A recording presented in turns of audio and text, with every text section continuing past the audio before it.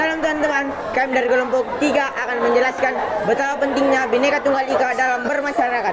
Namun sebelum itu kami akan memperkenalkan diri kami masing-masing. Perkenalkan, nama saya Keswan.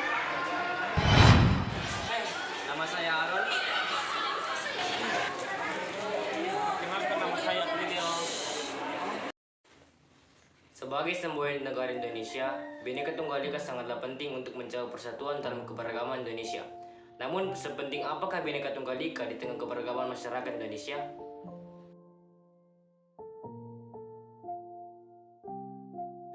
Mewujudkan Bhinneka Tunggal Ika sangat penting karena itu mencerminkan semangat persatuan dan kesatuan di tengah keberagaman budaya, agama, dan suku bangsa di Indonesia.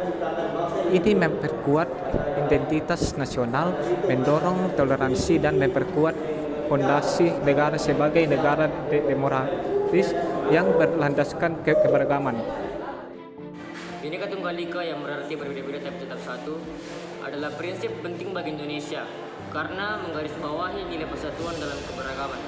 Ini mengajarkan pentingnya menghormati perbedaan agama, budaya, dan suku di Indonesia sambil mempromosikan persatuan dan kerjasama untuk membangun negara yang kuat dan harmonis. Prinsip ini menjadi landasan bagi toleransi, dialog antar budaya, dan keadilan sosial di Indonesia. Pentingnya Bhinneka Tunggal Ika dalam bermasyarakat, memperkaya budaya dan kreativitas. Keberagaman Indonesia adalah aset yang berharga yang dapat memperkaya seni, budaya, dan inovasi. Dengan memperkuat rasa bangga terhadap keberagaman, masyarakat dapat lebih menghargai warisan budaya yang kaya dan merangsang kreativitas dalam menciptakan sebuah hal baru. Persatuan dan kesatuan seringkali membawa permasalahan dan berujung kerugian pada masyarakat bangsa Indonesia. Berikut kami rangkum konflik SARA yang terjadi di Indonesia.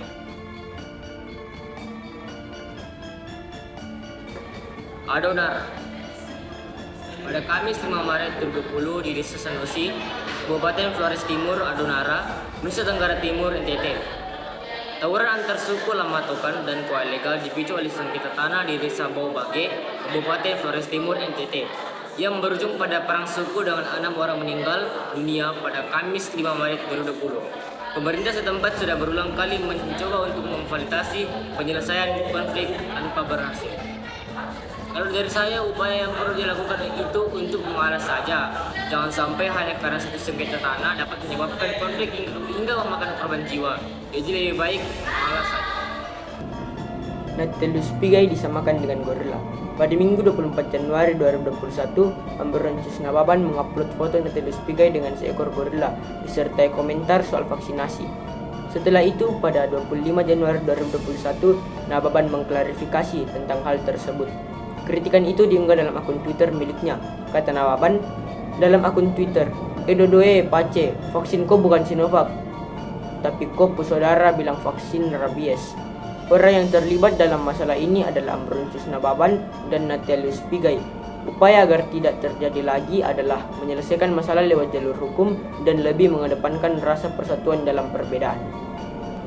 Kerusuhan Yahukimo pada Minggu 3 Oktober 2021 sekitar pukul 12.45 WITE di distrik DKI Kabupaten Yahukimo, Papua terjadi kerusuhan antar suku, yaitu antara suku Kimiai dan suku Yali. Konflik tersebut terjadi karena suku Kimiai melakukan penyerangan kepada suku Yali. Seribuan orang dewasa dan anak-anak mengamankan diri di Polres Yahukimo, dan kerusuhan tersebut menewaskan 6 orang. Pemerintah daerah Yahukimo segera melakukan penanganan di objek viral untuk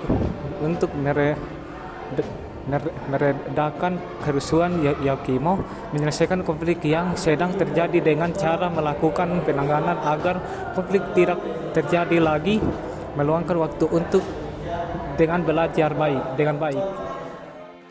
Selain konflik SARA, terdapat juga konflik harmoni di masyarakat. Berikut kami rangkum konflik harmoni di masyarakat.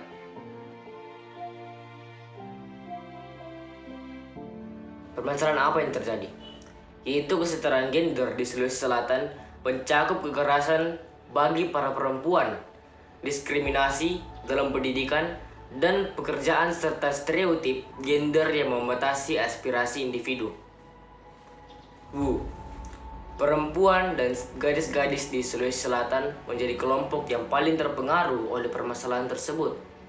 Selain itu, masyarakat, lembaga pemerintah, organisasi non-pemerintah, dan sektor swasta memiliki peran dalam mengatasi permasalahan ini.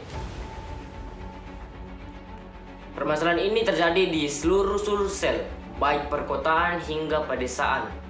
Bahkan pada November yang lalu, ada kasus yang terjadi di Palopo, dan aksinya dilancarkan lebih dari satu wisma.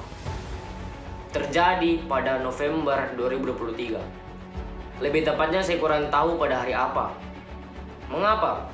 Faktor-faktor penyebab permasalahan kesetaraan gender di Sulsel bisa bermacam-macam. Salah satunya adalah faktor ekonomi dan kebijakan serta kurangnya kesadaran korban, yaitu perempuan tersebut, akan hak-hak yang bisa menjadi penyebabnya. Bagaimana bisa terjadi?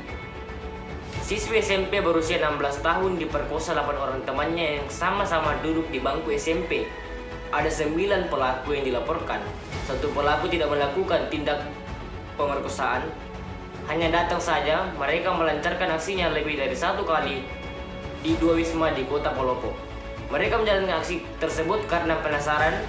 Di antaranya berusia 16 tahun dan satunya di bawah 12 tahun, tapi sudah dibebaskan semua.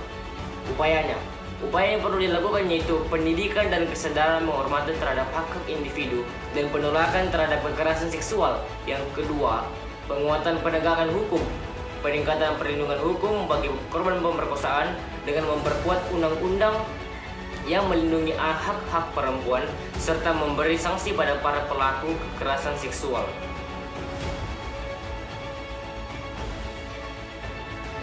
Apa yang terjadi? Di Sulawesi Selatan terdapat konflik sosial budaya antara dua kelompok etnis, yaitu suku Bugis dan suku Makassar. Siapa yang terlibat? Konflik ini melibatkan anggota dari kedua kelompok etnis tersebut, terutama yang tinggal di wilayah yang sama atau berdekatan. Kapan konflik ini terjadi? Konflik ini telah terjadi selama bertahun-tahun dan masih berlangsung hingga saat ini, dengan kejadian-kejadian tertentu yang memicu eskalasi konflik dari waktu ke waktu. Di mana konflik ini terjadi?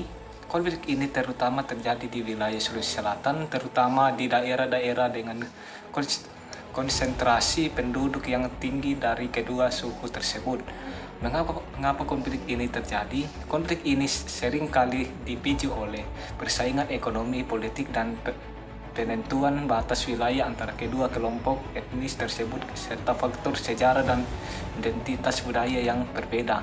Bagaimana konflik ini memengaruhi masyarakat? Konflik ini dapat menciptakan ketegangan sosial, kebencian antara kelompok, pembatasan akses terhadap sumber daya, dan bahkan kekerasan. Konflik yang secara keseluruhan mengganggu kehidupan sehari-hari dan kesejahteraan masyarakat di wilayah tersebut.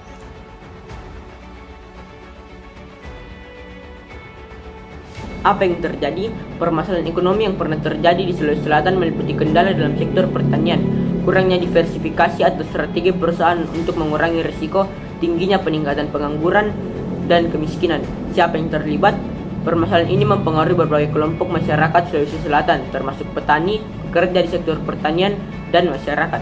Di mana terjadi? Terjadi di berbagai kabupaten dan kota di Sulawesi Selatan, terutama di daerah dengan tingkat pembangunan ekonomi rendah. Mengapa bisa terjadi? Permasalahan ini dapat terjadi sepanjang waktu, tetapi beberapa kendala ekonomi telah terjadi selama bertahun-tahun dan mungkin mengalami perubahan sepanjang waktu. Mengapa bisa terjadi kendala dalam sektor pertanian? Disebabkan oleh kurangnya akses terhadap teknologi pertanian modern dan pasar yang menguntungkan, sementara tingginya kiat pengangguran dan kemiskinan bisa disebabkan oleh kurangnya investasi dalam pengembangan infrastruktur dan diversifikasi ekonomi. Bagaimana solusinya?